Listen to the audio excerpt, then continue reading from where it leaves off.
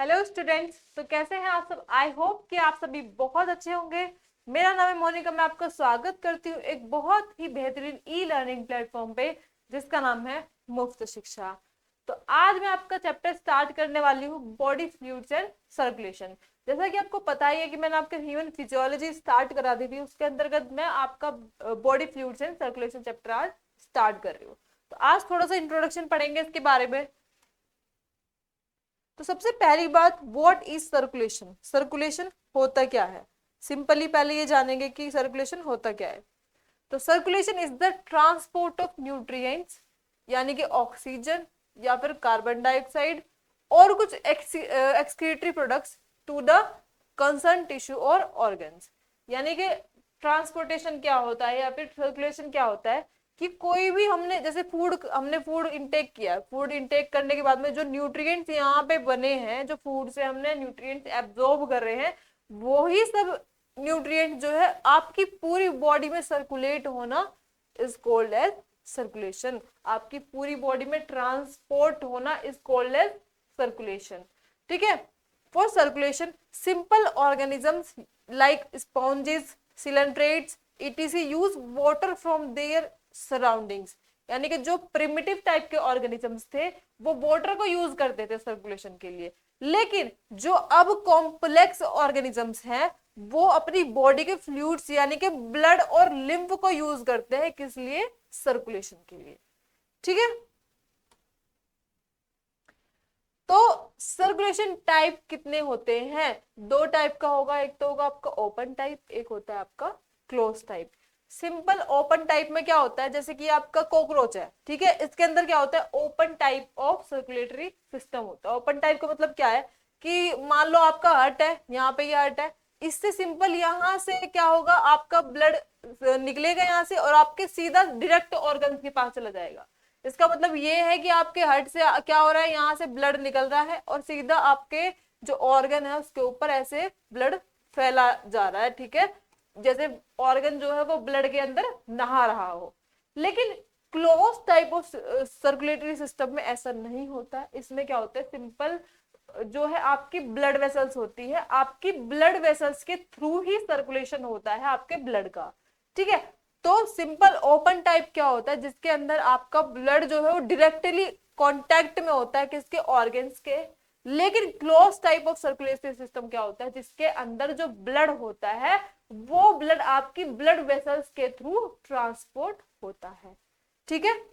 तो here the blood pumped by the heart passes through large vessels into open spaces or cavities called as sinuses।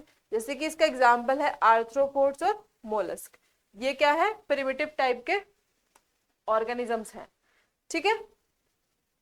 तो closed circulatory system क्या होगा, here blood pumped by the heart is circulated through blood vessels के through circulate होगा।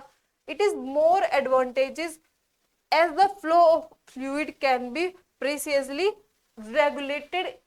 Example है इसका annelids और chordates. ठीक है। All vertebrates have a muscular chambered heart. जितने भी आपके वर्टिब्रेट्स होते हैं उनके पास में मस्कुलर चैम्बर्ड हार्ट होता है, लेकिन इन वर्टिब्रेट्स के पास में नहीं होता है। तो किसके पास कितने चैम्बर्ड का हाथ होता है, ये आपका क्वेश्चन आ जाता है। ठीक है। तो आपकी फिशेस जो होती है, फिशेस के पास टू चैम्बर्ड हाथ होता है, यानी कि एक तो आपका एट्रियम होगा और एक आपका क्या होगा, वेंट्रिकल होगा। ठीक है। तो टू चैम्बर्ड हार्ट किसके पास होता है, आपकी फिशेस के पास में होता है। जो आपके एम्फीबियंस होते हैं उनके पास थ्री चैम्बर्ड हाथ होता है, यानी कि आपके दो तो एट्रिया होंगे, ठीक है, और एक वेंट्रिकल होगा। ठीक है। जो आपके रेप्टाइल्स हैं, रेप्टाइल्स में आपके क्रोकोडाइल्स को छोड़ के रेप्टाइल्स के पास थ्री चैम्बर्ड हार्ट होगा, जिसके बीच में यहाँ पे इनकम्प्लीट पार्टीशन होगा, यानी कि आधा ही पार्टीशन होगा, पूरी तरह से पार्टीशन नहीं होगा। ठीक है। क्रोकोडाइल्स, बर्ड्स और मैमल्स के पास में फोर चैम्बर्ड हार्ट होता है, यानी कि हमारे पास में कैसा होता है, फोर चैम्बर्ड हार्ट होता है। Patterns of circulation in vertebrate. Vertebrates के अंदर किस टाइप का जो है पैटर्न होता है सर्कुलेशन का। तीन टाइप का होता है, एक तो होता है सिंगल सर्कुलेशन, एक होता है इनकम्प्लीट डबल सर्कुलेशन, एक होता है डबल सर्कुलेशन। डबल सर्कुलेशन का तो आपको पता ही, जैसे कि हमारे अंदर होता है कि आपका जो ब्लड है वो आपके हार्ट के अंदर होता है, ब्लड वहां से पंप होता है, पंप होने के बाद में ब्लड वेसल्स में जाता है, और ब्लड वेसल से आपकी पूरी बॉडी के ऑर्गन्स के पास में जाता है, फिर वहां से कहाँ जाता है, आपके जो है हार्ट में जाता है, हार्ट से कहाँ ट्रांसपोर्ट होता है, आपके लंग्स के पास ट्रांसपोर्ट होता है, वहां से फिर क्या होता है, फिर दोबारा से वो आपकी जो है हार्ट के पास आता है, हार्ट के पास आने के बाद में क्या होता है कि आपकी पूरी बॉडी के पास में सर्कुलेट होता है। देखो ऐसे होता है ना, सिंपल। ये आपका हार्ट है, ठीक है, यहाँ पे डीऑक्सीजनेटेड ब्लड आया, ठीक है, ये कैसा डीऑक्सीजनेटेड ब्लड है, डीऑक्सीजनेटेड ब्लड आपके हार्ट के अंदर आया, ठीक है, यहीं से ये पंप हुआ कहाँ पे, आपके लंग्स के पास में, यहाँ पे लंग्स के पास हुआ। अब ये डीऑक्सीजनेटेड ब्लड यहाँ पे गया था, अब ये यहाँ से ऑक्सीजनेटेड होकर आया है, ठीक है, यहाँ से क्या हुआ, ऑक्सीजन इसने यहाँ से ले ली और कार्बन डाइऑक्साइड यहाँ पे इसने छोड़ दी। अब ये ऑक्सीजनेटेड होके आया, अब ये फिर कहाँ आएगा, आपके हार्ट के अंदर आएगा, ठीक है, हार्ट के अंदर आने के बाद में ये यहाँ से फिर कहाँ सर्कुलेट हो जाएगा, आपके किसी भी बॉडी ऑर्गन के पास में सर्कुलेट हो जाएगा, ठीक है। तो ये कैसा सर्कुलेशन है, ये है डबल सर्कुलेशन, ठीक है। सिंगल सर्कुलेशन में ऐसा कुछ नहीं होता, सिंपल ऐसे फिशेज में होता है, सिंपल एक ही टाइप से सर्कुलेशन होता है, इसके भी हम बात करने वाले हैं, सिंपल एक एक सर्कुलेशन को एक बार में पढ़ेंगे, ठीक है। तो सिंगल सर्कुलेशन में क्या होता है, पहली बात तो ये फिशेज में होता है, ठीक है। तो क्या होता है इसमें, heart receives impure blood only, जो आपका हार्ट है वो कैसा ब्लड रिसीव करेगा, सिर्फ इम्प्योर ब्लड रिसीव करेगा।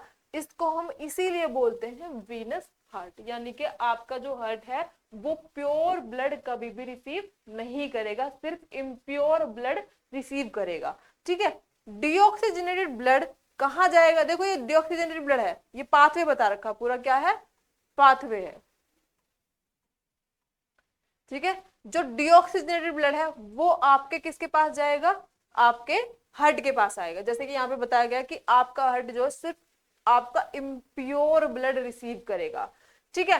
तो आपका डीऑक्सीजनेटेड ब्लड आपके हार्ट के पास गया, हार्ट से कहाँ गया, गिल्स के पास गया, ठीक है, गिल्स से कहाँ क्या हुआ, आपका यहाँ पे ऑक्सीजनेशन हुआ, फिर ऑक्सीजनेटेड ब्लड जो है वो कहाँ जाएगा, बॉडी पार्ट्स के पास जाएगा, और बॉडी पार्ट्स से जो है फिर दोबारा से वो कैसे हो जाएगा, डीऑक्सीजनेट हो जाएगा, डीऑक्सीजनेट ब्लड कहाँ जाएगा, आपके हार्ट के पास जाएगा। इस टाइप के सर्कुलेशन को हम बोलते हैं सिंगल सर्कुलेशन, ठीक है। ये आपका दिखाई भी दे रहा है कि आपके हार्ट के पास यहाँ पे ब्लड है, या आपका ब्लड से कहाँ, हार्ट से कहाँ गया, आपकी कैपिलरीज में गया, यहाँ ऑर्गन के पास गया, फिर कहाँ गया, गिल्स के पास गया, गिल्स से कहाँ गया, फिर ये डीऑक्सीजनेट होकर आपके हार्ट के पास चला गया, ठीक है।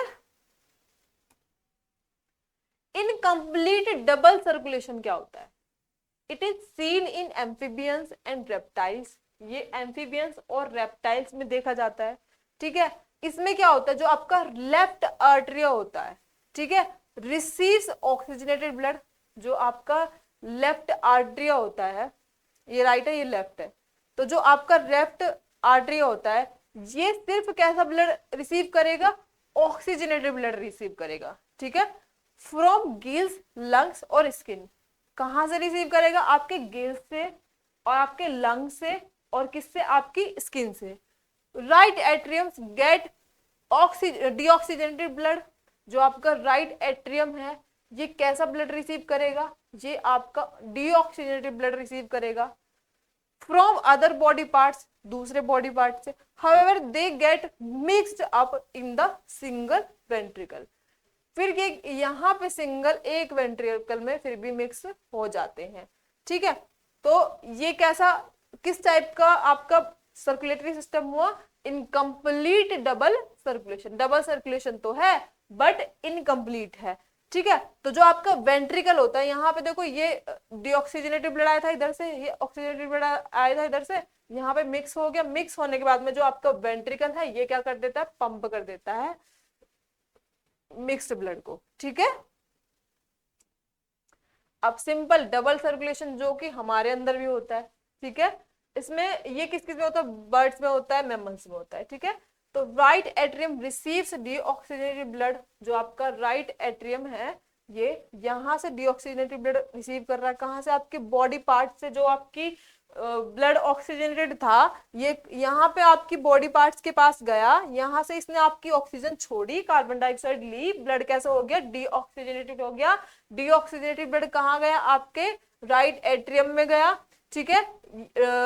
It passes on to right ventricle, right atrium से यहाँ पे पास किया गया आपका जो ब्लड है, कहाँ पे, राइट वेंट्रिकल में, यहां से कहाँ जाएगा, आपके लंग्स के पास जाएगा, ठीक है। तो left atrium receives oxygenated blood, जो आपका लेफ्ट एट्रियम है, इसने यहां से आपके लंग से कैसा ब्लड रिसीव करा, ऑक्सीजनेटेड ब्लड रिसीव करा। It passes on to left ventricle, इसने यहां से यहाँ लेफ्ट वेंट्रिकल में पुश कर दिया ब्लड को। Ventricles pumps it out separately without any mixing up, यहाँ पे मिक्सिंग नहीं होता है। इससे पहले वाला जो बताया था उसमें यहाँ पे वेंट्रिकल्स में डीऑक्सीजनेटेड ब्लड और ऑक्सीजनेटेड ब्लड दोनों ही मिक्स हो जाते हैं, लेकिन इसमें मिक्स नहीं होता है। यहाँ से आपका जो लेफ्ट वेंट्रिकल है, यहाँ से आपका जो ब्लड है वो पंप हो जाता है आपकी बॉडी में, बॉडी पार्ट्स में, बॉडी ऑर्गन्स में। इस टाइप के सर्कुलेशन को बोलते हैं डबल सर्कुलेशन। अब हम बात करेंगे ब्लड वेसल्स के बारे में, ठीक है। तो ये चार्ट बना हुआ है बच्चों, आपको बहुत प्यारे से नोट्स मिलेंगे, बहुत इजी टाइप से आपको पढ़ाया जाएगा, इजी करके आपको टाइपिंग करी जाएगी आपके लिए नोट्स की, ठीक है।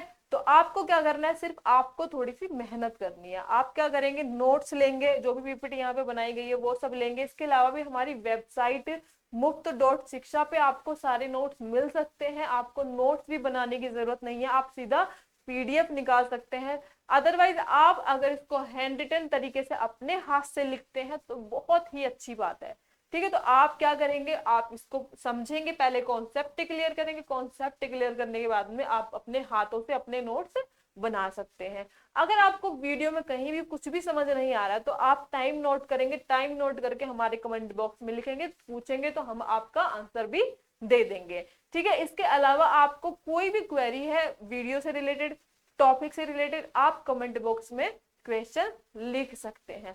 तो आपको मुफ्त शिक्षा जरूर मिल रही है, लेकिन आपको मुफ्त शिक्षा क्वालिटी टाइम से मिलेगी, ठीक है, क्वालिटी कंटेंट मिलेगा आपको। तो आपको ये चीज दिमाग से निकाल देनी है कि मुफ्त शिक्षा मिल रही है तो फ्री में ऐसे ही बेकार शिक्षा नहीं मिलेगी। आपको जो भी जरूरत है हम आपके साथ हैं, ठीक है। तो आपको अगर कुछ भी समझ नहीं आता तो कमेंट बॉक्स में लिख सकते हैं, और अगर वीडियो अच्छी लगती है तो लाइक, शेयर और सब्सक्राइब जरूर करें, और अपने दोस्तों से भी बोले सब्सक्राइब करने के लिए, क्योंकि यहाँ पे क्या हो रहा है, यहाँ पे आपको मुफ्त शिक्षा दी जा रही है, फ्री में आपको पढ़ाया जा रहा है, ऐसा कहीं भी और आपको नहीं मिलेगा, ठीक है। बहुत सारे चैनल है, अपने आपको अपना चैनल जो है एडवर्टाइज करने के लिए थोड़ा बहुत मुफ्त में पढ़ा देते हैं, लेकिन बहुत थोड़ा सा कंटेंट वो मुफ्त में देते हैं। हमारे यहाँ पे हर टाइप की एजुकेशन, हर एक क्लास का 6 to 12 कोई भी क्लास हो, कोई सी भी क्लास का कोई सा भी सब्जेक्ट, सब कुछ फ्री में पढ़ाया जा रहा है, ठीक है। तो बने रहिए हमारे साथ। तो यहाँ पे हम बढ़ाएंगे ब्लड वेसल्स के बारे में, ठीक है। तो सबसे पहली बात, जो आपका सर्कुलेटरी सिस्टम होता है उसमें दो चीजें होती है, एक तो होता है ब्लड वेस्कुलर सिस्टम, एक होता है आपका लिम्फेटिक सिस्टम, ठीक है। एक तो होता है आपका ब्लड वेस्कुलर सिस्टम, एक होता है आपका लिम्फेटिक सिस्टम। अभी मैं बताऊंगी दोनों को अलग अलग तरीके से भी पढ़ाऊंगी, अलग अलग करके, ठीक है। तो एक तो होता है आपका ब्लड, ब्लड के अंदर सब चीजें ट्रांसपोर्ट होती है, ठीक है। ब्लड के साथ साथ एक सिस्टम और होता है, जैसे आपको यहाँ पे दिखाई दे रहा होगा, एक सिस्टम और होता है जिसको हम बोलते हैं लिम्फेटिक सिस्टम। इसमें भी फ्लूइड जो होता है वो ट्रांसपोर्ट होता है एक जगह से दूसरी तरह जगह। तो बहुत सारे न्यूट्रिएंट्स जो हैं इसके द्वारा भी ट्रांसपोर्ट होते हैं, उसकी बात हम अभी करेंगे, ठीक है। तो अभी टेंशन लेने की जरूरत नहीं, अभी आराम से पढ़ेंगे।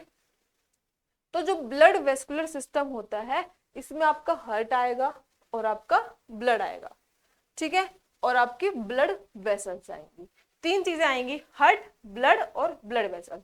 क्योंकि आपका हार्ट है जिससे ब्लड ट्रांसपोर्ट होने वाला है, ठीक है, ब्लड है जिसके अंदर आपकी जो है न्यूट्रिएंट्स होंगे, और जो ब्लड है, ब्लड किस में ट्रांसपोर्ट होगा, आपकी ब्लड वेसल्स में ट्रांसपोर्ट होगा, ठीक है। तो आपकी ब्लड वेसल्स कौन कौन सी होती है, एक तो होती है आपकी आर्टरीज जो कि आपका ऑक्सीजनेटेड ब्लड लेके जाती है, वेन्स जो आपका डीऑक्सीजनेटेड ब्लड वापस आपके हार्ट के अंदर लेके आती हैं, कैपिलरीज जो कि आपकी बॉडी के किसी भी ऑर्गन्स के आस पास होती हैं, जो कि ट्रांसपोर्टेशन का काम करती हैं, जो आपका ब्लड जो आपका हार्ट से ब्लड आया है उससे जो भी चीजें न्यूट्रिएंट्स हो या फिर ऑक्सीजन हो, कुछ भी चीज ट्रांसपोर्ट होती है वो किसके थ्रू होती है, आपके कैपिलरीज के थ्रू डायरेक्ट ऑर्गन्स को ट्रांसपोर्ट हो जाती है। ठीक है, इसके अलावा जो आपका ब्लड है, ब्लड के अंदर क्या क्या चीजें होंगी, एक तो होगा प्लाज्मा जो कि लिक्विड पार्ट होता है ब्लड का, एक होते हैं आपके फॉर्म्ड एलिमेंट्स। ठीक है, तो प्लाज्मा क्या है, येलोइश फ्लूइड है, इसके बारे में थोड़ा डिटेल में भी पढ़ेंगे। ठीक है, इन सब चीजों के बारे में थोड़ा थोड़ा डिटेल में हमें पढ़ना है, क्योंकि जितना हमारी एनसीईआरटी में दिया हुआ है उतना तो हमें जरूर ही पढ़ना है नीट के प्रोस्पेक्टिव से। इसके अलावा आप बोर्ड के लिए भी आप इसमें से सब कुछ पढ़ सकते हैं, क्योंकि सारा सिलेबस जो है, जितना भी आपके नोट्स हैं, उसी तरीके से तैयार किए गए हैं कि आप नीट की तैयारी भी कर सकते हैं और आप बोर्ड्स भी अच्छे से दे सकते हैं।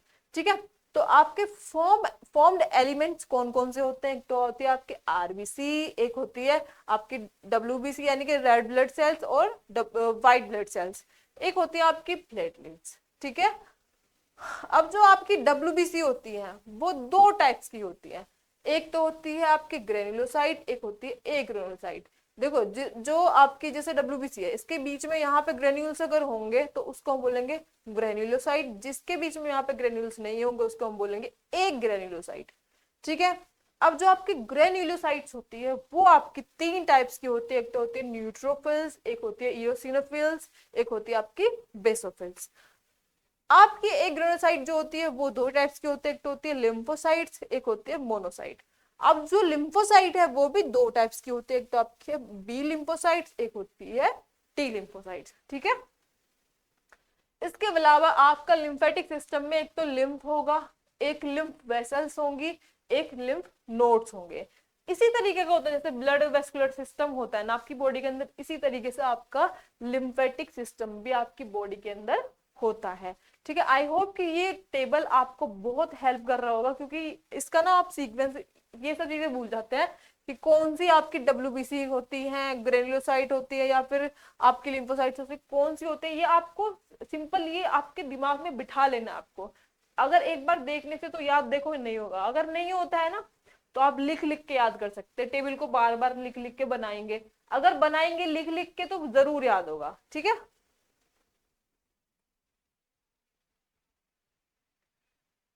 ब्लड वेस्कुलर सिस्टम की बात करो तो इसमें हम पहले ब्लड की बात कर लेते हैं। ठीक है, तो ब्लड के अंदर क्या क्या होता है, कंपोजिशन ऑफ ब्लड देखेंगे। दो चीजें होती है, एक तो होता है आपका प्लाज्मा, ये मैंने आपको पीछे बताया था, दूसरा क्या होता है फॉर्म्ड एलिमेंट्स होते हैं। तो बच्चों जो प्लाज्मा होता है, जो आपका येलोइश फ्लूइड होता है, जो आपका फ्लूइड होता है वो कितना होता है 55% होता है। जो आपका फॉर्म्ड एलिमेंट्स होते हैं वो कितने होते हैं 45% होते हैं। तो कैसा कलर होता है इसका प्लाज्मा का, स्ट्रो कलर्ड होता है एंड स्लाइटली एल्कलाइन भी होता है। पीएच क्या होता है आपके प्लाज्मा का 7.4, क्योंकि ये स्लाइटली अल्कलाइन है। ठीक है, तो फ्लूइड मैट्रिक्स होता है। बाकी आपका जो फॉर्म्ड एलिमेंट्स होते हैं इनके अंदर क्या होती है आपकी सेल्स होती है, जैसे कि आरबीसी, डब्ल्यूबीसी और platelets. Constituents of plasma, plasma की बात करेंगे पहले। प्लाज्मा के अंदर क्या क्या पाया जाता है, जो आपका येलोइश फ्लूइड है, जो आपका फ्लूइड वाला पार्ट है उसके अंदर क्या क्या पाया जाता है। ठीक है, सबसे पहले क्या होगा बच्चों, प्लाज्मा प्रोटीन्स होंगे। ठीक है, इसके अलावा ग्लूकोज होगा, अमाइनो एसिड्स होंगे, लिपिड्स होंगे, कोलेस्ट्रॉल होगा। ठीक है, कुछ इनऑर्गेनिक कंपाउंड्स भी होंगे। ठीक है, और कुछ गैसेस भी होंगी। ठीक है, तो देख लेते हैं इनके फंक्शंस भी देखेंगे कि कौन सी चीज क्या काम करती है। सबसे ज्यादा तो देखो वाटर ही होता है, 90 to 92% जो है आपका कितना होता है वाटर होता है। ठीक है, 90 to 92% जो है आपका वाटर होता है। ठीक है, तो ये जो वाटर होता है किस लिए होता है, ये होता है गुड सॉल्वेंट है, यानी कि ये क्या करता है सॉल्यूशन कुछ भी चीज है उसको मिक्स करने में हेल्प करता है। ठीक है, तो इसलिए वाटर होता है। दूसरा जो प्लाज्मा प्रोटीन्स कौन कौन से होते हैं, फाइब्रिनोजन होता है, ग्लोबुलिन्स होते हैं, एल्बुमिन्स होते हैं। बहुत इंपॉर्टेंट है, सबसे पहले इनकी बात कर लेते हैं। फाइब्रिनोजन क्या होता है, ये किस चीज में हेल्प करता है, फाइब्रिनोजन फॉर ब्लड कोगुलेशन, यानी कि ब्लड क्लोटिंग में हेल्प करता है। तो कितना ज्यादा इंपॉर्टेंट होगा, क्योंकि ब्लड क्लोटिंग अगर नहीं होगी या फिर ये आपका प्रोटीन नहीं होगा तो आपकी डेथ हो सकती है। ठीक है। ग्लोबुलिन्स किस चीज में हेल्प करेंगे? Act as antibodies for defence of the body. जो आपके ग्लोबुलिन्स होते हैं ये एंटीबॉडीज की तरह काम करते हैं, यानी कि आपकी बॉडी में सेल्फ डिफेंस का काम करते हैं। ठीक है। एल्बुलिन्स क्या करते हैं? एल्बुलिन्स तो ऑस्मोटिक बैलेंस बनाने का काम करते हैं, रेगुलेट्स ब्लड प्रेशर, यानी कि आपका ब्लड प्रेशर को जो है रेगुलेट करने का काम करते हैं और ऑस्मोटिक बैलेंस जो है वो बनाने का काम करते हैं। बाकी जो आपके ग्लूकोज, अमाइनो एसिड और लिपिड्स और कोलेस्ट्रॉल ये क्या करते हैं? For energy production and growth का काम करते हैं। इनऑर्गेनिक आयंस जो है आपका, जैसे कि सोडियम है, मैग्नीशियम है, क्लोरीन है, आपका बाइकार्बोनेट आयन है, कैल्शियम है, ये क्या करते हैं? Regulation of osmotic etc. ठीक है। गैसेस क्या करती है? जैसे कि कार्बन डाइऑक्साइड हो गई, ऑक्सीजन हो गई, नाइट्रोजन हो गई, ये ट्रांसपोर्टेशन में हेल्प करती है। ठीक है। तो ये है आपका प्लाज्मा, इतना आपको दिखाई दे रहा है। जो मैंने आपको बताया था येलोइश फ्लूइड होता है। जो आपका ब्लड है, ब्लड के दो पार्ट्स होते हैं, एक तो आपका ये वाला होता है थोड़ा जो है क्लोटेड ब्लड है, ये आपका दिखाई दे रहा है आपको। ठीक है। ये थोड़ा सा कैसा होता है? विस्कस होता है। ठीक है। तो ये आपका क्या है? ये आपका लिक्विड है, यानी कि सीरम जो है येलोइश फ्लूइड, उसकी हमने बात करी है। ठीक है। इसको हम बोलते हैं plasma. Plasma without clotting factors is called as serum. ठीक है। जिस प्लाज्मा में आपके क्लोटिंग फैक्टर्स नहीं होंगे, यानी कि क्लोटिंग फैक्टर्स देखो यहाँ पे नीचे बैठ गए, तो इस प्लाज्मा को हम बोलेंगे सिंपल सीरम। ठीक है। तो फॉर्म्ड एलिमेंट्स की बात कर लेते हैं। तो फॉर्म्ड एलिमेंट्स में क्या क्या बताया था? आपके आरबीसी, ठीक है, इनको एरिथ्रोसाइट भी बोलते हैं, डब्ल्यूबीसी जिनको आप ल्यूकोसाइट भी बोलते हैं, प्लेटलेट्स जिनको हम थ्रोम्बोसाइट भी बोल देते हैं। ठीक है। तो आपकी फॉर्म्ड एलिमेंट्स में कौन कौन सी चीजें होती हैं? यहाँ पे आरबीसी होती है, डब्ल्यूबीसी होती है और आपकी प्लेटलेट्स होती है। सिंपल आरबीसी की बात कर लेते हैं, इंपॉर्टेंट है, देखो इसमें से क्वेश्चन आ जाता है। ठीक है। तो आरबीसी की बात कर लेते हैं। तो आरबीसी जिनको हम एरिथ्रोसाइट्स बोलते हैं, उसका कलर कैसा होता है? रेड होता है, क्योंकि आपका जो आरबीसी होता है वो किस पे लगा होता है? आपका हीमोग्लोबिन पे लगा होता है। हीमोग्लोबिन का स्ट्रक्चर कैसे होता है? ऐसे ही होता है, Fe2 पॉजिटिव आयन होता है, चारों तरफ चार हीम पार्टिकल है ना, ये चारों हीम पार्टिकल पे क्या लगे होते हैं? आपके आयरन लगा होता है। यहाँ पे ग्लोबिन की चेन्स होती है इस तरीके से। ठीक है। ये आपको दिखाई दे रहा है ना, ये आरबीसी है। आरबीसी किससे बनी होती है? आपका मतलब आपका हीमोग्लोबिन किससे बना होता है? आरबीसी से बना होता है। ठीक है। तो haemoglobin carries oxygen through out the body. Haemoglobin क्या करता है? ऑक्सीजन कैरी करता है, किसके हेल्प से? आपकी आरबीसी की हेल्प से। ठीक है। तो आपका हीमोग्लोबिन क्या करता है? आपकी आरबीसी की हेल्प से ऑक्सीजन को कैरी करता है। ठीक है। तो कलर कैसा होता है? रेड, किसकी वजह से? ड्यू टू हीमोग्लोबिन, हीमोग्लोबिन की वजह से। नॉर्मल हीमोग्लोबिन लेवल जो होता है ब्लड में आपका 12 टू 16 ग्राम पर 100 ml ऑफ ब्लड। ठीक है। लाइफ स्पैन कितना होता है एक आरबीसी का? आपका 120 डेज का होता है। ठीक है। काउंट कितना हो सकता है आपका? 5 to 5.5 मिलियन पर mm³ होता है। किसमें बनती है? रेड बोन मैरो में बनती है। ठीक है। मरती कहां पे जाके? Worn out RBC are destroyed in spleen, यानी कि ग्रेव यार्ड। और आरबीसी किसको बोलते हैं? आपकी स्प्लीन को बोलते हैं। यानी कि जो आपकी आरबीसी खराब हो जाती है, यहाँ पे 120 दिन की भी हो जाती है या फिर बूढ़ी हो जाती है एक तरीके से, तो वो कहाँ पे जाके मरती है? आपकी स्प्लीन में जाके मरती है। इसको हम बोलते हैं ग्रेव यार्ड ऑफ आरबीसी। ठीक है। स्ट्रक्चर कैसा होता है? बाइकॉनकेव होता है, नो न्यूक्लियस, न्यूक्लियस नहीं होता है, माइटोकॉन्ड्रिया भी नहीं होता, गोल्जी कॉम्प्लेक्स भी नहीं होता है। फंक्शन क्या है आरबीसी का? CO2 एंड ऑक्सीजन ट्रांसपोर्ट इसका फंक्शन है। सिंपली आपको याद हो गया होगा आरबीसी के बारे में। अब आपकी डब्ल्यूबीसी के बारे में बात करते हैं, जिनको हम बोलते हैं ल्यूकोसाइट्स। कलर कैसा होता है? ये कलरलेस होते हैं। सबसे पहली बात, लाइफ टाइम होता है 1 to 15 डेज का। काउंट कितना होता है? 6000 to 8000 पर mm³ होता है। किस में बनती है? बोन मैरो में बनती है, लिम्फ ग्लैंड में बनती है और स्प्लीन में बनती है। ठीक है। स्ट्रक्चर कैसा होता है? न्यूक्लिएटेड होता है। सबसे पहली बात, डिफरेंट टाइप्स के न्यूक्लियस पाए जाते हैं। ठीक है। पार्ट ऑफ इम्यून सिस्टम का ये पार्ट होती है आपकी जो WBC होती है, ठीक है। तो ये आपकी सारी क्या है, WBC होती है। ये है आपके न्यूट्रोफिल। मतलब डिफरेंस क्या होता है, सबके अलग अलग टाइप के न्यूक्लियस होता है, ठीक है। तो ये है आपकी न्यूट्रोफिल, ये आपकी यूसिनोफिल, ये आपकी बेसोफिल, ये आपकी लिम्फोसाइट्स है और ये आपकी मोनोसाइट है, ठीक है।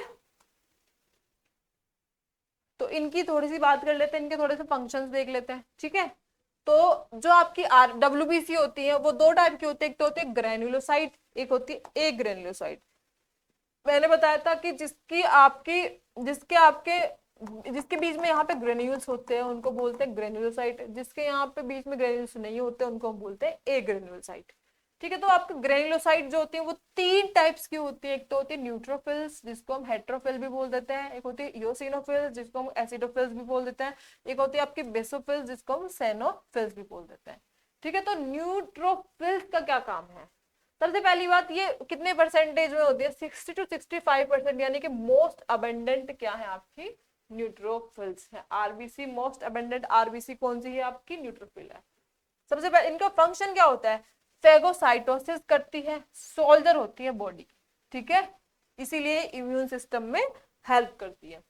इओसिनोफिल क्या करती है, सबसे पहली बात 2 to 3% होती है, इन्फेक्शन को रेसिस्ट करती है, कोज एलर्जिक रिएक्शंस, ठीक है। बेसोफिल्स क्या करती हैं, सबसे पहली बात कि 0.5 to 1% होती है, थोड़ी सी होती है बहुत, secrete histamine, serotonin, heparin, causing inflammatory reactions, ठीक है। आपकी अब बात करते हैं ए ग्रेन्युलोसाइट की। ए ग्रेन्युलोसाइट में आपकी मोनोसाइट्स होती हैं और आपकी लिम्फोसाइट्स होती है, ठीक है। तो मोनोसाइट जो होती है आपकी लार्जेस्ट WBC होती है, ठीक है, 6 to 8% होती है। काम क्या करती है आपका, फेगोसाइटोसिस करती है, ठीक है। तो बच्चों लार्जेस्ट अलग होती है, लेकिन अबंडेंस जो होती है वो अलग होती है, यानी कि जो लार्जेस्ट है जरूरी नहीं है कि वो मोस्ट अबंडेंट होगी, ठीक है। तो आपकी जो लिम्फोसाइट्स होती है ये स्मॉलेस्ट WBC होती है, इनका सबसे ज्यादा बड़ा न्यूक्लियस होता है, यानी कि लार्जेस्ट न्यूक्लियस होगा बट स्मॉलेस्ट WBC होगी। लिम्फोसाइट्स दो टाइप्स की होती है, एक तो आपकी बी लिम्फोसाइट, एक होती है आपकी टी लिम्फोसाइट। तो जो आपकी लिम्फोसाइट्स होती हैं ये कितनी होती है, 20 to 20%, 25% होती हैं। काम क्या करती हैं आपको ये तो पता ही होगा कि immune responses of the body secret antibodies, ये क्या करती हैं आपकी जो आपकी एंटीबॉडीज होती है उनको सिक्रीट करती है, यानी कि आपके इम्यून सिस्टम में हेल्प करती है, ठीक है। अब हम बात करेंगे प्लेटलेट्स के बारे में, ठीक है। तो सबसे पहली बात की कलरलेस होती है, लाइफ स्पैन इसका 7 days का होता है, काउंट कितना होता है 1 to 5 to 3.5 lakhs per mm³ of blood. बनती कहाँ पे है, megakaryocyte in bone marrow. Structure कैसे होता है, नॉन न्यूक्लिएटेड सेल फ्रेगमेंट्स होते हैं। फंक्शन क्या होता है इसका, ब्लड क्लोटिंग इसका मेन फंक्शन होता है, ठीक है।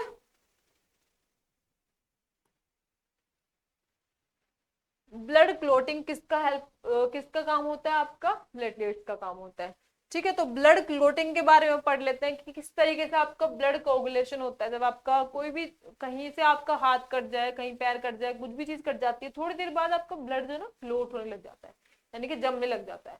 वो किसकी हेल्प से होता है, कौन से फैक्टर्स होते हैं जो कि इसको अफेक्ट करते हैं, ये सब चीजें हम पढ़ लेते हैं, ठीक है।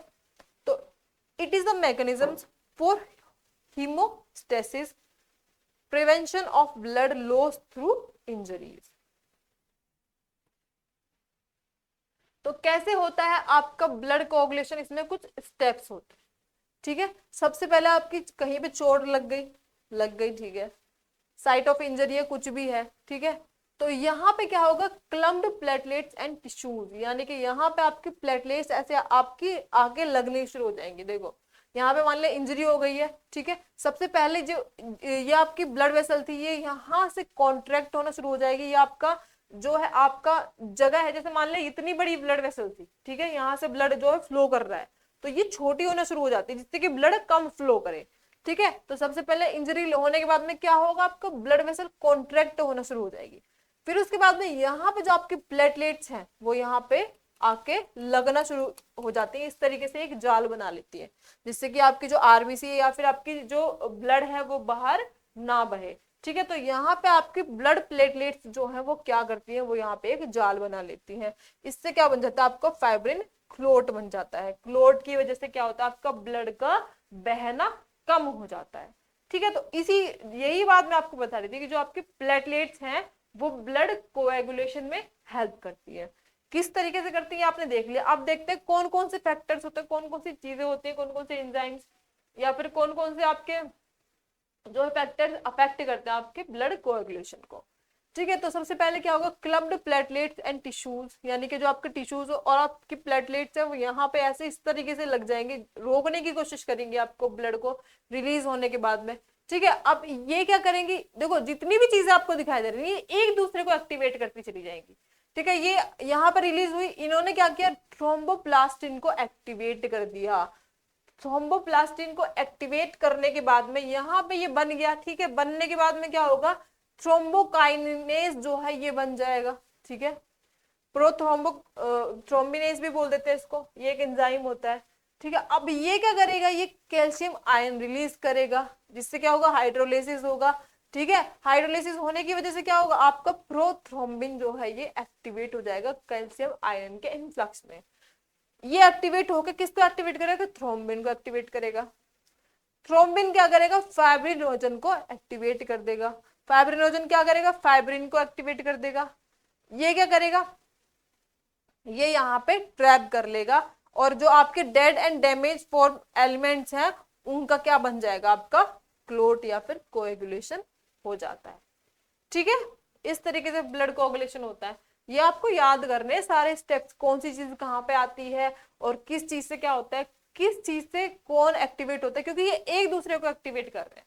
तो आपको ये पता होना चाहिए कि कौन सी चीज किसको एक्टिवेट कर रही है, कौन सा एंजाइम किसको एक्टिवेट कर रहा है, कहाँ पे कौन सा फैक्टर रिलीज हो रहा है, ये आपको पता होना चाहिए। ठीक है, तो इस तरीके से होता है। यहाँ पे आपका कोई भी इंजरी हो गई है तो आपकी ब्लड वेसल्स बाहर फेंकने की कोशिश की जाएगी, यानी कि आपका ब्लड जो है बाहर जाने की कोशिश करेगा। बट यहाँ पे जो आपकी प्लेटलेट्स हैं ये इस तरीके से जाल बना लेती है। ठीक है, ये आपका फाइब्रिन है और आपकी एक्टिवेटेड प्लेटलेट है, यहाँ पे जाल बना लेगी, जिससे कि आपकी जो ब्लड वेसल्स है वो बाहर नहीं जा पाएंगे, और ये क्या हो जाएगा, ब्लड क्लोट का फॉर्मेशन हो जाएगा। अब हम बात करते हैं ब्लड ग्रुपिंग के बारे में। ठीक है, तो ब्लड ग्रुपिंग आपको पता ही है, ब्लड ग्रुप ए भी होता है, बी भी होता है, ए बी भी होता है और ओ भी होता है। ठीक है, तो आर एच पॉजिटिव और आर एच नेगेटिव क्या होता है इसकी बात भी अभी हम करने वाले हैं। ठीक है, तो ये सारे ब्लड ग्रुप्स हैं आपके, A plus B plus A B plus O plus A minus B minus A B minus O minus, ये सारे क्या हैं आपके ब्लड ग्रुप्स हैं। तो blood groups were discovered by Karl Landsteiner. Karl Landsteiner ने क्या किया था, इनको डिस्कवर किया था। It includes ABO grouping and Rh grouping. इसके अंदर आपकी एबीओ ग्रुपिंग और आरएच ग्रुपिंग भी आती है। आरएच ग्रुपिंग क्या होती है, आरएच ग्रुपिंग का मतलब क्या होता है, देखो रीसस मंकी था आपका, उसके ऊपर पाया गया था ये आपका आरएच फैक्टर जो होता है। अगर आपकी आरबीसी के ऊपर आरएच फैक्टर लगा हुआ है तो इसका मतलब क्या है, आरएच फैक्टर है यहाँ पे तो आप क्या है, पॉजिटिव हैं। अगर आपके यहाँ पे आरएच फैक्टर नहीं है तो आप क्या है, नेगेटिव है। उसकी बात हम अभी करने वाले हैं। ठीक है, it is based on presence or absence of two surface antigens chemicals that induce immune responses on RBCs namely A और B। यानी कि आपकी आरबीसी के अंदर, आपके आरबीसी के ऊपर जो सा एंटीजन लगा होता है वो आपका क्या होता है, ब्लड ग्रुप होता है। जैसे कि आपकी आरबीसी के ऊपर एंटीजन ए लगा हुआ है यानी कि आपका क्या होगा, ब्लड ग्रुप ए होगा। ठीक है, अगर आपकी आरबीसी के अंदर आपका एंटीजन ए लगा हो तो यहाँ पे एंटीबॉडी क्या होगी, इसकी अपोजिट होगी, यानी कि एंटी बी एंटीबॉडीज होंगी। ठीक है, अगर आपकी आरबीसी के अंदर क्या लगा हो, एंटीजन बी लगा हो तो यहाँ पे एंटीबॉडी क्या होगी, एंटी ए हो सकती है, होगी मतलब। ठीक है, एंटीजन ए और बी लगा हुआ है तो एंटीबॉडी क्या हो सकती है आपकी, ना तो ए होगी ना ही बी होगी, क्योंकि ये अपोजिट होती है एक दूसरे के। ए भी है तो ए भी नहीं होगी, बी है तो बी भी नहीं होगी। ठीक है, तो अगर ए भी नहीं है और बी भी नहीं है तो एंटीबॉडी कौन सी हो सकती है, आपकी ए भी हो सकती है और बी भी हो सकती है, ठीक है। तो ब्लड ग्रुप के बारे में बात कर लेते हैं। तो ब्लड ग्रुप जो ए होता है उसका एंटीजन क्या होता है, आपकी आरबीसी के ऊपर क्या लगता है, एंटीजन ए ही लगता है, ठीक है। एंटीबॉडीज क्या हो सकती है, एंटी बी होगी, इसका अपोजिट होगी, एंटीबॉडी क्या होगी, बी, ठीक है। कैन डोनेट, किसको डोनेट कर सकता है, ए को डोनेट कर सकता है और ए बी को, ठीक है। Can receive blood from donors group, receive किससे कर सकता है, ए से कर सकता है और ओ से कर सकता है। ये याद करने वाला टेबल है, ठीक है, सारा याद करना है, इस पे क्वेश्चन आ जाते हैं, ठीक है। ब्लड ग्रुप बी जो होता है उस पे एंटीजन कौन सा होता है, आरबीसी के ऊपर बी लगा होता है, बताया था ना, एंटीजन अपोजिट होता है, अगर ए होगा तो उसका एंटीजन क्या हो सकता है, उसका अपोजिट हो सकता है, ठीक है। तो यहाँ पे जो आपका एंटीजन अपोजिट नहीं होता बच्चों, एंटीबॉडी अपोजिट होती है, ठीक है। एंटीजन तो जो आपका एंटीजन होगा ना, ब्लड ग्रुप होगा वो ही एंटीजन लगेगा आरबीसी के ऊपर, ठीक है। आपका जो ब्लड ग्रुप होगा वो ही एंटीजन आरबीसी के ऊपर लगेगा, लेकिन आपकी जो एंटीबॉडीज होती है ना वो अपोजिट होती है। अगर एंटीजन ए है तो एंटीबॉडी बी होगी, अगर एंटीजन बी है तो एंटीबॉडी ए होगा, अगर एंटीजन ए और बी दोनों है तो आपकी कोई सी भी एंटीबॉडी नहीं होगी, और अगर कोई सा भी एंटीजन नहीं है तो आपकी ए और बी दोनों एंटीबॉडी होगी, ठीक है। तो ये आपका ए बी ब्लड ग्रुप में क्या होगा, ए और बी जो है दोनों एंटीजन होंगे, एंटीबॉडीज होंगी ही नहीं, और किससे रिसीव, किसको डोनेट कर सकता है, ए बी को कर सकता है, और किससे रिसीव कर सकता है, ए से भी रिसीव कर सकता है, बी से भी रिसीव कर सकता है, ए बी से भी कर सकता है, ओ से भी कर सकता है, इसलिए इसको हम क्या बोलते हैं, यूनिवर्सल रेसिपिएंट। यूनिवर्सल डोनर कौन सा होता है आपका, ओ होता है, ठीक है। तो इसमें क्या होता है, एंटीजन आरबीसी के ऊपर लगे ही नहीं होते हैं, तो इसीलिए ये यूनिवर्सल क्या होता है, डोनर होता है। इसके एंटीबॉडीज कौन सी होती है, ए और एंटीबॉडी बी, ठीक है। आपका किसको डोनेट कर सकता है, ए को भी कर सकता है, बी को भी कर सकता है, ए बी को भी कर सकता है, और ओ को कर सकता है, और रिसीव किससे कर सकता है, सिर्फ ओ से कर सकता है, इसीलिए इसको तो हम बोलते हैं यूनिवर्सल डोनर, और इसको हम बोलते हैं universal recipient. ABO blood grouping क्या क्या सिस्टम है, इसकी बात हम कर लेते हैं, ठीक है। सबसे पहली बात, एक बात बता दूं बच्चों, अगर जैसे मान लिया आपका जो भी ब्लड ग्रुप है, ठीक है, अगर आपको वो ही ब्लड ग्रुप जो है नहीं चढ़ाया जाता, जैसे आपको ब्लड की जरूरत है, आपको वो ही ब्लड ग्रुप नहीं चढ़ाया जाता, जैसे कि आपका ए ब्लड ग्रुप है, आपको ए ब्लड ग्रुप की जगह बी ब्लड ग्रुप चढ़ा दिया, तो जो आपकी आरबीसी है वहां पे एग्लूटिशन हो जाना शुरू हो जाता है, यानी कि चिपकने लग जाते हैं एक दूसरे में, ठीक है। तो antigen A reacts with antigen anti A, antigen B reacts with anti B, mixing of bloods with interactive antigens and antibodies cause clumping, यानी कि एग्लूटिशन ऑफ आरबीसी, ठीक है। तो आपका जो अगर ब्लड मिक्स हो जाता है, यानी कि ए और बी ब्लड ग्रुप जो है मिक्स हो जाता है, तो क्या हो जाता है, आपका एग्लूटिशन हो जाता है, यानी कि क्या होगा, आपकी आरबीसी का क्लम्पिंग हो जाती है, ठीक है। तो आपका यूनिवर्सल डोनर क्या है, आपका ओ ग्रुप है, यूनिवर्सल रेसिपिएंट क्या है, आपका ए बी ग्रुप है, ठीक है। O group persons are called universal donors as they can donate blood to persons with any blood group. AB group persons are called as universal recipients because they can accept blood from all groups.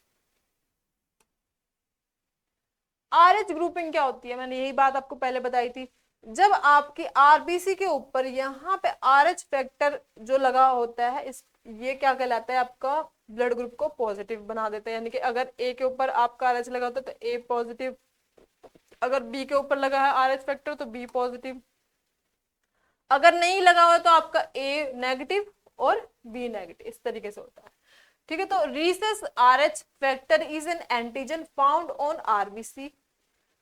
RH positive means the presence of RH factor and RH negative means absence of RH factor. Nearly 80% of humans are RH positive, यानी कि 80% humans के पास में RH positive factor होता है। Anti-RH antibodies are not naturally found, so RH negative person can receive RH positive blood only once, but it causes the development of anti-RH antibodies in his blood, so a second transfusion of RH positive blood causes agglutination, therefore RH grouping should be matched before transfusion. इसके ऊपर एक disease दी है, उसकी बात हम करने वाले हैं, जिसका नाम है इरिथ्रोब्लास्टोसिस फिटालिस। इसमें क्या होता है बच्चों, देखो इसमें क्या होता है, जो आपकी मदर है, मदर का ब्लड ग्रुप होगा नेगेटिव, ठीक है, नेगेटिव होगा, RH नेगेटिव होगा, ठीक है, कैसा होगा, RH नेगेटिव। और आपका जो फीटस है उसका कैसा होगा, RH पॉजिटिव। पॉजिटिव कैसे हुआ, क्योंकि इसका जो फादर है उसका कैसा था, RH पॉजिटिव था, ठीक है। तो जब इनकी यहाँ पे मीटिंग हुई तो कैसा बच्चा हुआ, RH पॉजिटिव वाला बच्चा हुआ, ठीक है। तो मदर का ब्लड ग्रुप अलग है और बच्चे का ब्लड ग्रुप अलग है, ठीक है। तो यहाँ पे देखो वैसे तो जो आपकी मदर है, मदर का फीटस कभी भी बच्चे के, जो मदर का ब्लड है वो कभी भी फीटस के ब्लड से मिक्स नहीं होता है, ठीक है। लेकिन पार्थुरेशन के वक्त जब आपका बच्चे की डिलीवरी हो जाती है, डिलीवरी होने के बाद में जो आपका यहाँ पे आपका जो फीटस है, इसकी कुछ बॉडी की सेल्स यहीं पे रह जाती है मदर के अंदर, तो ये यहाँ पे रह जाती है, तो आपकी मदर की जो बॉडी है वो क्या बनाती है, एंटीबॉडी बनाती है इसके खिलाफ। तो एंटीबॉडी बनने की वजह से क्या होता है, जो आपका नेक्स्ट बेबी होगा, नेक्स्ट डिलीवरी होगी, उसको जो है दिक्कत हो सकती है, ठीक है, उसको क्या हो सकती है, दिक्कत हो सकती है। क्या दिक्कत होगी इसकी बात हम अभी करने वाले हैं, ठीक है। It is an RH incompatibility between the RH negative blood of a pregnant mother, pregnant mother का कैसा ब्लड होगा, RH नेगेटिव होगा, and RH positive blood of the foetus, foetus का कैसा ब्लड होगा, RH पॉजिटिव होगा। RH antigens do not get mixed with maternal blood in first pregnancy, first pregnancy में कोई मिक्सिंग नहीं होगी इसके साथ में, because placenta separates the two blood. Placenta क्या करता है, मदर का ब्लड को आपके फीटस के ब्लड से कभी भी मिक्स होने नहीं देता है। तो इन दोनों का फर्स्ट प्रेगनेंसी में कोई दिक्कत नहीं होगी, बट सेकेंड प्रेगनेंसी में क्या होगा ये देख लेते हैं। But the time of first delivery, first delivery में क्या होता है, there is a possibility of exposure of the maternal blood to small amounts of the RH positive blood from the fetus। यानी कि जो आपका यहाँ से RH पॉजिटिव आपका फीटस था, इसकी कुछ सेल्स यहीं पे रह जाएंगी, आपकी मदर के ब्लड के साथ में जा सकती है, या फिर यहाँ पे क्या बनाएंगे, एंटीबॉडीज बनाएंगी। This induces the formation of RH antibodies in maternal blood. Maternal blood में इसने क्या बना दी, RH एंटीबॉडीज बना दी, और एंटीबॉडीज आपकी ब्लड में रहती ही है, ठीक है। जब आपकी बॉडी में कोई भी किसी भी बीमारी के अगेंस्ट कोई भी एंटीबॉडी एक बार बन जाती है तो वो सालों तक जीवित रहती है, ठीक है। तो अब क्या होगा, in case of her subsequent pregnancies RH antibodies from mother leak into the foetal blood. यानी कि जो आपकी फीटल की जो आपकी एंटीबॉडी है वो कहाँ पे चली जाएंगी, आपकी जो है आपकी सॉरी जो आपकी मदर के पास में अब एंटीबॉडीज बनी थी, आपके RH जो पहला वाला बच्चा था ना उसके अगेंस्ट जो एंटीबॉडीज बनेंगे, RH पॉजिटिव के अगेंस्ट जो एंटीबॉडीज बनी थी वो मदर के ब्लड में आ गई। अब वो सेकंड प्रेगनेंसी में जो आपका दूसरा वाला बच्चा हुआ है उसके लिए घातक हो सकता है। कैसे, RH antibodies from mother leak into the foetal blood, यानी कि RH positive, and destroy the foetal RBC। ये क्या कर सकती है, आपकी जो सेकंड प्रेगनेंसी है उसमें जो आपका फीटस है उसकी RBC को डिस्ट्रॉय कर सकती है। This is fatal to fetus और cause severe anaemia and jaundice to the baby. This condition is called as erythroblastosis आपका फिटालिस, ठीक है। तो इसमें क्या हुआ, जो आपका पहली प्रेगनेंसी थी उसमें जो आपकी RH देखो, मगर मदर आज नेगेटिव थी, बच्चा क्या था, पॉजिटिव था, क्योंकि इसका पिता पॉजिटिव था, बच्चा पॉजिटिव हो गया। RH पॉजिटिव होने की वजह से जब डिलीवरी हो गई, डिलीवरी होने के बाद में पास बच्चा बिल्कुल ठीक ठाक है, ठीक है। अब इसकी RH पॉजिटिव वाली एंटीबॉडी जो है यहाँ पे बॉडी ने बनाई, मदर की बॉडी ने, तो ये आपकी मदर के पास में हमेशा रही। जब दोबारा से आपका क्या होगा, प्रेगनेंसी होगी, तो वो जो RH पॉजिटिव ब्लड वाली एंटीबॉडीज जो बनी थी वो आपकी सेकेंड फीटस की RBC को डिस्ट्रॉय कर देंगी। इस कंडीशन को हम बोलते हैं इरिथ्रोब्लास्टोसिस फिटालिस, ठीक है। Erythroblastosis fetalis can be avoided by administering anti-RH antibodies to the mother immediately after the delivery of first child। ये कैसे बच सकता है बच्चा इस चीज से, जब आपका फर्स्ट बच्चे की डिलीवरी होती है, डिलीवरी के टाइम पे ही डिलीवरी होने के बाद तुरंत बाद ही जो आपकी मदर है उसको एक वैक्सीन दी जाती है। ठीक है, वैक्सीन की हेल्प से क्या होता है, दूसरा बच्चा सेफ रहता है। ठीक है,